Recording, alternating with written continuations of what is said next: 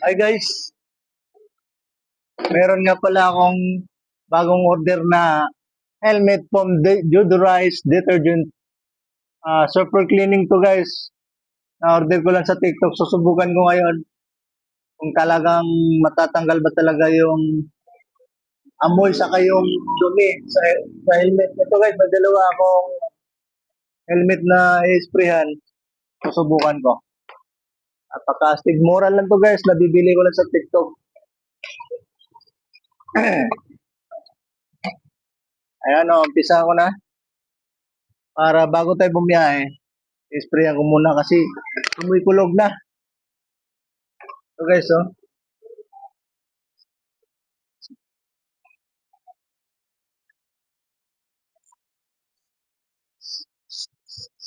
Yan, ganito mangyayari guys.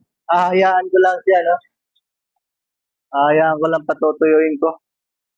Pati yung isa, para solid.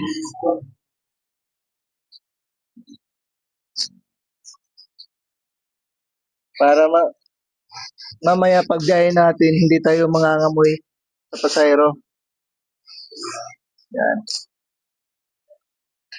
Mura lang to guys. Pwede rin to sa, sa lamin niya. Para maganda. Bumalik. Yan, napakasulit, oh. Helmet foam, deodorized detergent. Para sa helmet lang talaga to guys. Kasi yung pag normal lang na gamit yung sabon, tulad ng mga barita, hindi matatanggal yung dumi. Maya maya guys, pupunasan natin to. Ayan, natutuyo na. Pupunasan natin.